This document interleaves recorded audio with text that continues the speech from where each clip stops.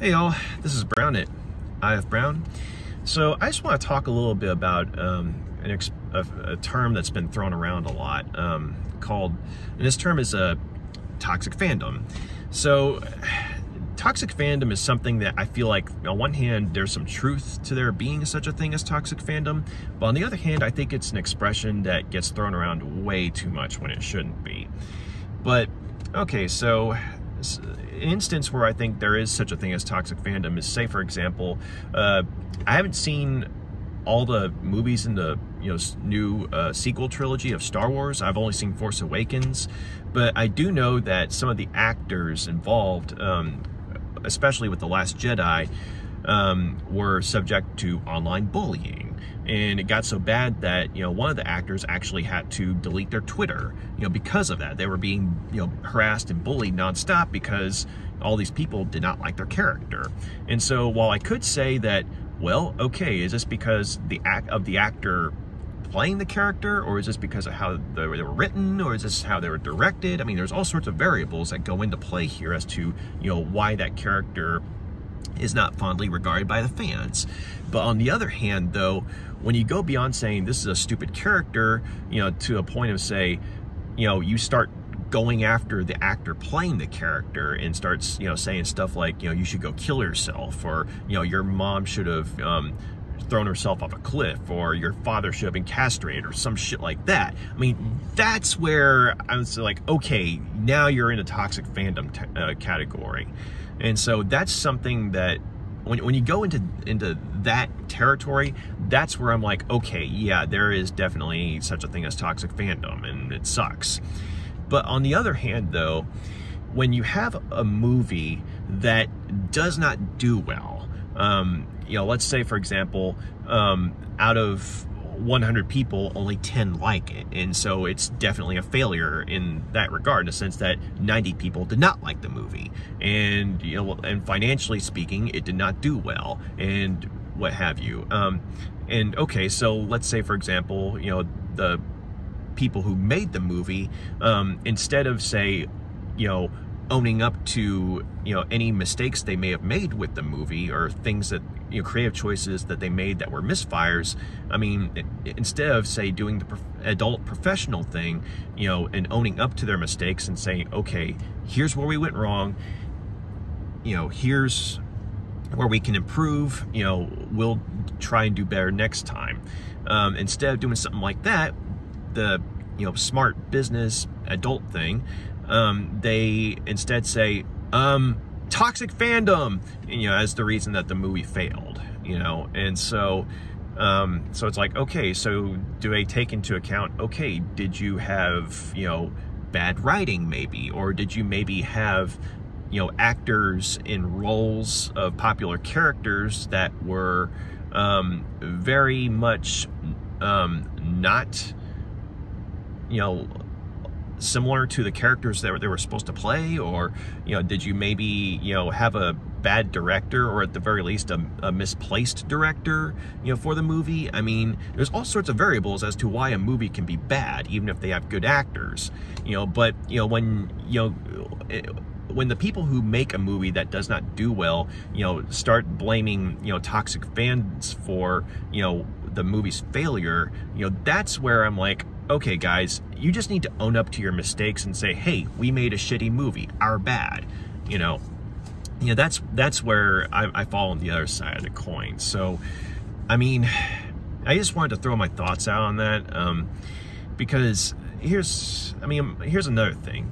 If you're going to get so upset about something that you're going to, say, start targeting someone, and saying horrible things to them, like saying they should go kill themselves or something like that, if you're going to get that angry with someone, try and do it for something that's a little more urgent than, say, a fictional character or movie or book, or what have you.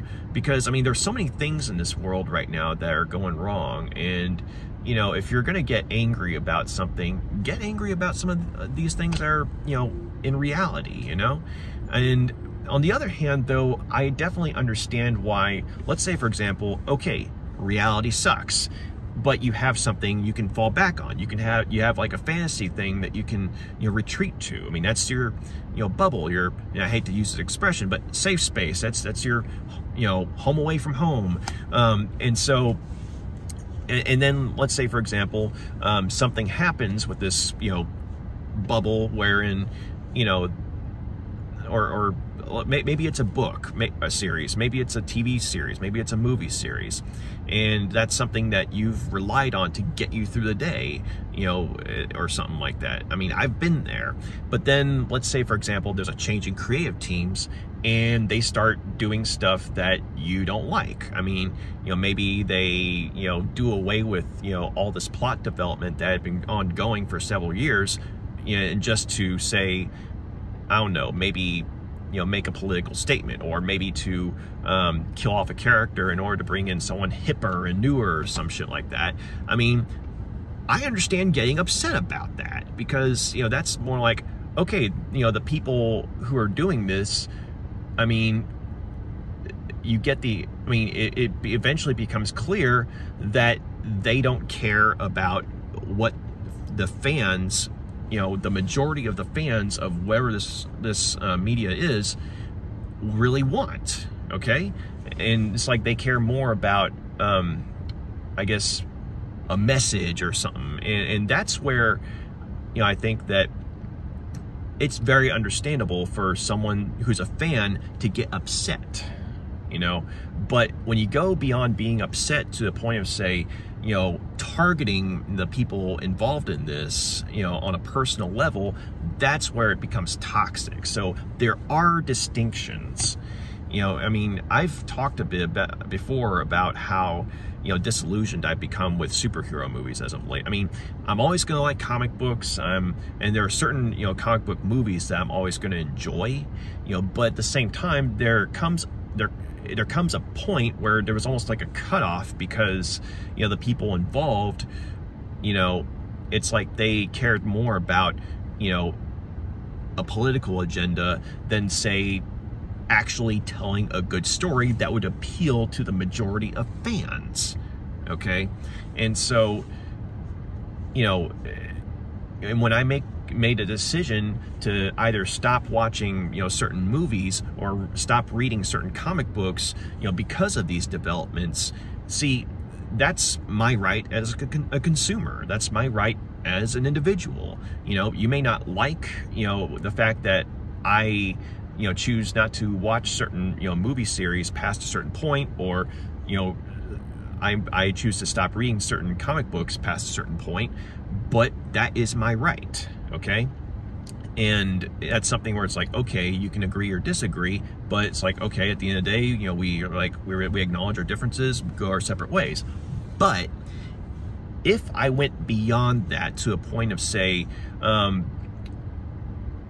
doing like, you know, the people who were bullying, you know, the Star Wars actors were doing, that's where I would fall into the toxic fan category.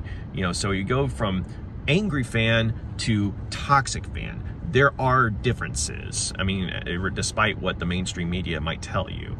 So, okay, I'll just give you a personal example here.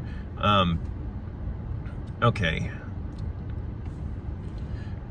There was a creative choice that I was very skeptical with in the Suicide Squad movie, the first one. Okay, so the Suicide Squad series, the comic book series written by John Ostrander, that was in the late 80s and early 90s, is definitely one of my favorite, you know, comic books that DC put out. And if you get a chance, check it out. It's available in multiple trade paperback form. So, yeah, I was very excited when I found out that they were going to be making a live-action movie with this, you know? But then I found out that one of my favorite characters, Deadshot, was going to be played by Will Smith, of all people. Now, Deadshot in the comic books is a white guy and always has been a white guy. But, you know, having Will Smith play him, I was kind of like, wait, what?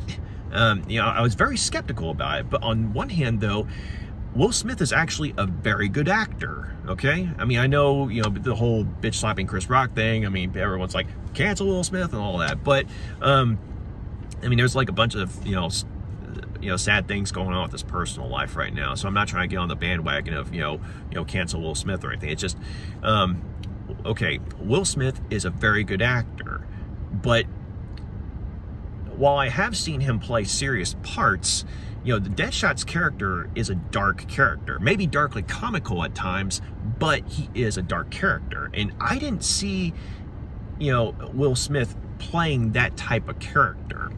And so on the other hand, though, I was willing to give it a shot because I knew that Will Smith was a good actor. And another thing was that, the people involved with making the movie, they were talking about the training that the actors went through. And when it came to Will Smith, he took his firearms training very seriously by all accounts. And so I was kind of like, okay, all right, I respect that. It's like when, the actor playing a fictional character actually tries to get into character, that's when it's like, okay, you care about what you're doing. And so, and the other thing, that what kind of, is like, okay, I felt a little more hopeful about this was that they weren't going to do like they did with Nick Fury, and because of Samuel L. Jackson's popular portrayal as Nick Fury, they weren't going to suddenly spring a long lost son of the original Nick Fury on us who was black, who happened to look like Samuel L. Jackson, and make him the Nick Fury, just because it's like, ooh, Samuel L. Jackson popularity. And nothing against the Samuel L. Jackson Nick Fury, because he's a badass character, but I'm talking about what they did with the mainstream Marvel comics. The original Nick Fury, he'd been around a long time, and he was a really good character, but due to certain plot developments, they brought up this secret son he had. I think it was like a secret son or something, and he was a black guy who just happened to look like Samuel L. Jackson as Nick Fury. And Marvel did that simply because of the Samuel L. Jackson recognition factor, I think. So on the other hand, though, when it came to Deadshot in the Suicide Squad movie, as far as the stuff that was going on at the time, DC wasn't going to do that. They were going to be like, okay, yes, Will Smith is playing, Deadshot in the movie, but that doesn't mean we're going to suddenly change Deadshot to a black guy in the comic just out of the blue, So it's like, okay, all right. So it's like, as long as it's like, it's two different things, if that makes sense. So it's like, okay, this is like a different version. All right. It's like, I'm willing to go along with this. I'm willing to give it a shot. And so while the movie was a disappointment, it was one of those things where it's like, I appreciate the fact that Will Smith, actually, took the firearms training seriously. But at the same time, I just didn't buy him as Deadshot. He was good at playing himself wearing a Deadshot costume, if that makes sense. And so, me thinking that he was miscast as Deadshot, though, that does not make me a toxic fan. Now, if I were to say, go on a tirade and, drop all sorts of, slurs on him, and, say he should go kill himself or something like that, yes, that would make me a toxic fan. But, me saying that, they could have gotten someone, who was more suited for that type of character, that's not toxic. And so that, I think that's just, a personal example. And there was like another bit where, okay, so the Captain Marvel movie, I eventually saw it, but it was long after, it was in theaters. I didn't see it on the big screen. I was going to see it on the big screen, because, I'd been enjoying the Marvel movies up to that point.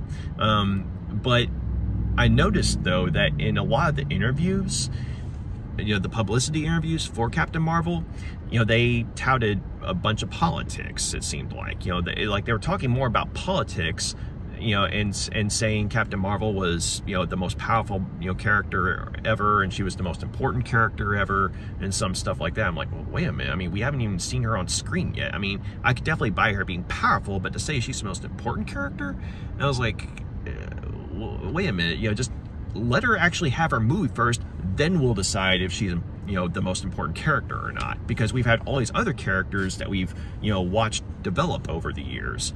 And so, but the thing that turned me off of Captain Marvel was there was an interview she was in, And one of the things she said was, you know, Captain Marvel, the movie is not made for white male audiences. And so it's like, okay, so I have no problem if a movie is geared towards a certain audience, you know, but when you go out of your way as, you know, an artist, you know, a director or actor, you know, what have you, you know, to specifically say that this is not made for such and such audience, when that audience has been a loyal fan base, you know, to the universe that you're a part of for some time now, not such a smart idea.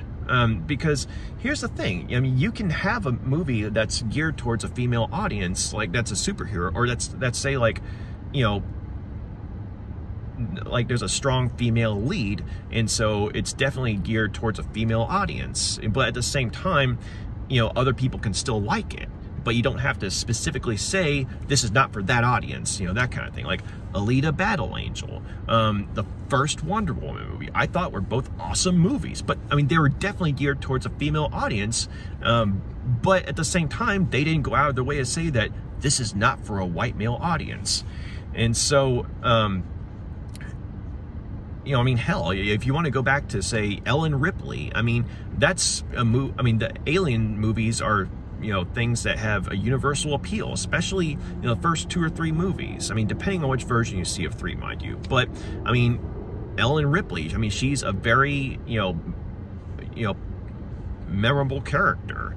And, you know, it's like we saw her development throughout the series. And so it's like it became her story.